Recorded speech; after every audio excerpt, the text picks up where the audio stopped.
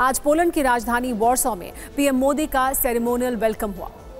यहां भारत के राष्ट्रगान जन गण मन की धुन के साथ उन्हें गार्ड ऑफ ऑनर दिया गया, जिसके बाद पोलैंड के पीएम डोनाल्ड टस्क के साथ पीएम मोदी की द्विपक्षीय बैठक हुई।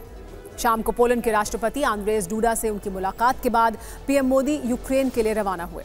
भारत और पोलैंड के प्रधानमंत्रियों की साझा प्रेस कॉन्फ्रेंस में पीएम मोदी ने कहा कि 45 साल के बाद किसी भारतीय प्रधानमंत्री ने पोलैंड का दौरा किया है। उन्होंने पोलैंड के साथ राजनयिक संबंधों की 70वीं वर्षगांठ की भी बात की और यूक्रेन जाने से पहले शांति से जुड़े 5 बड़े मैसेज दिए। पीएम मोदी ने कहा कि भारत बातचीत से समाधान का पक्षधर है। रूस और यूक्रेन का संघर्ष चिंताजनक है। उन्होंने ये भी कहा कि युद्ध भूमि में समस्या का समाधान नहीं हो सकता है। रूस यूक्रेन संघर्ष का समाधान युद्ध से नहीं बल्कि बातचीत से निकालना चाहिए, कहा पीएम ने। भारत और पोलैंड मानवता में विश्वास रखने वाले देश हैं। इसके अलावा पीएम मोदी ने यह भी कहा कि भारत और पोलैंड के लिए आज का दिन विशेष है। भारत और पोलैंड रणनीतिक साझेदार हैं। उन्होंने पोलैंड की कंपनियों को भारत में निवेश करने का न्योता भी दिया। आप सुनिए पीएम मोदी ने यूक्रेन रवाना होने से पहले क्या क्या कहा।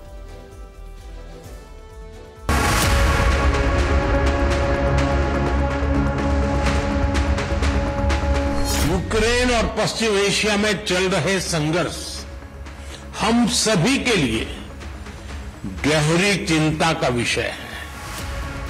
भारत का यह दृढ़ विश्वास है कि किसी भी समस्या का समाधान रणभूमि में नहीं हो सकता।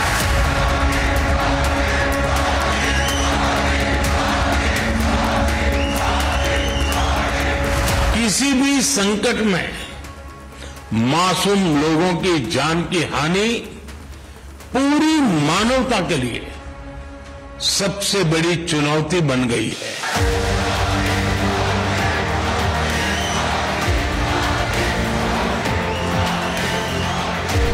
हम शांति और स्थिरता की जल्द से जल्द बहाली के लिए डायलॉग और डिप्लोमेसी का समर्थन करते हैं।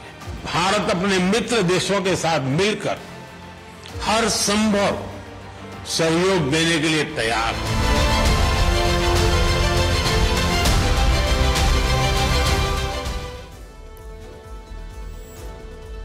आप इतना तो समझ ही चुके हैं कि पीएम मोदी कीव में शांति पथ पर चल रहे हैं और पूरी दुनिया को शांति की उम्मीद भी सिर्फ भारत से है। सवाल यह है कि ऐसा क्यों है। इसके कुछ बिग पॉइंट्स आइए आपको दिखाते हैं। भारत की विदेश नीति स्वतंत्र है। रूस से मजबूत रिश्ते दशकों पुराने हैं। वहीं भारत यूक्रेन की संप्रभुता का सम्मान भी करता है।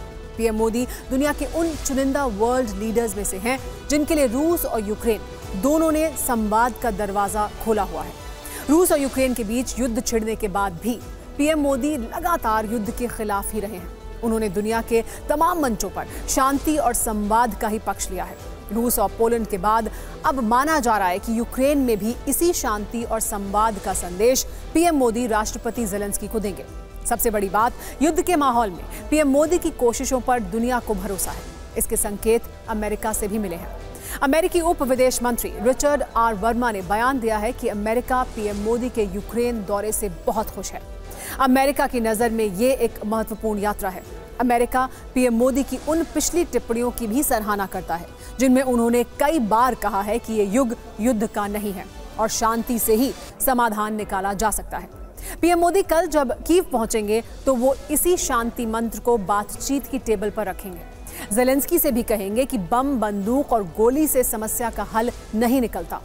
वैसे आपको बता दें कि कल ही यूक्रेन राष्ट्रीय ध्वज दिवस भी मनाएगा। पीएम मोदी इस खास दिवस पर यूक्रेन के वीवीआईपी गेस्ट बनेंगे और कल जब वो ज़ेलेंस्की के साथ 1-to-1 बातचीत करेंगे तो वहां पहले से मौजूद TV9 भारतवर्ष के हमारे सहयोगी विपिन चौबे पल पल का अपडेट देंगे। वहां से प्रामाणिक जानकारी आप तक बिना देरी के पहुंचेगी। उन्होंने आज भी कीव से एक स्पेशल रिपोर्ट भेजी है जिसमें पीएम मोदी के कीव दौरे से जुड़ी तमाम जानकारियां हैं। वहां लोग पीएम मोदी से क्या उम्मीद कर रहे हैं, ये जानकारी भी इस रिपोर्ट में है।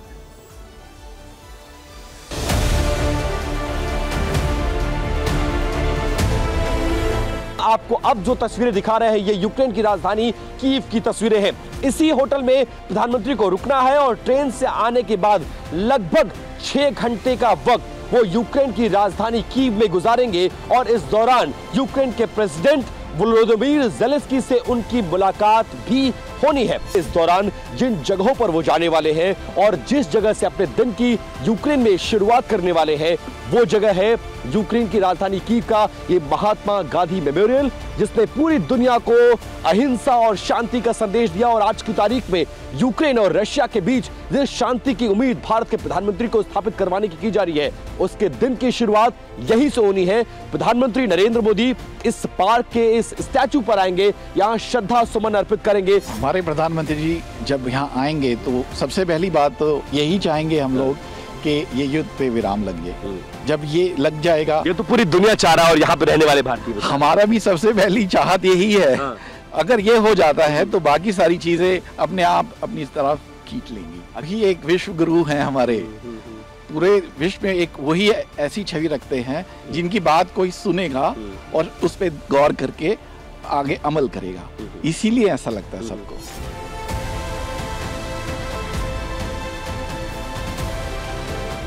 क्या फर्क पड़ेगा?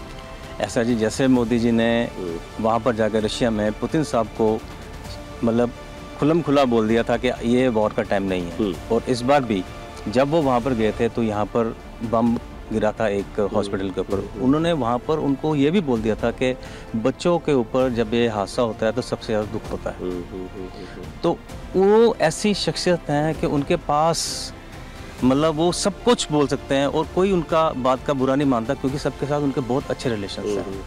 वो हमें ये लगता है, हमें बहुत ज़्यादा उम्मीद है कि वो यहाँ पर आके पीस टॉक करके जाएंगे और हम सबको बड़ा रिलीफ मिलेगा। तो यूक्रेन बहुत अच्छी कंट्री है और बड़ी फ्रेंडली कंट्री है और यहाँ के लोग बहुत अच्छे हैं और हमारी संस्कृति को समझते भी हैं। लेकिन वॉर के टाइम अब सब जने हमें एक दूसरी नज़र से देखते हैं, क्योंकि वो समझते हैं कि हम लोग ये दौरा बहुत ज़रूरी था।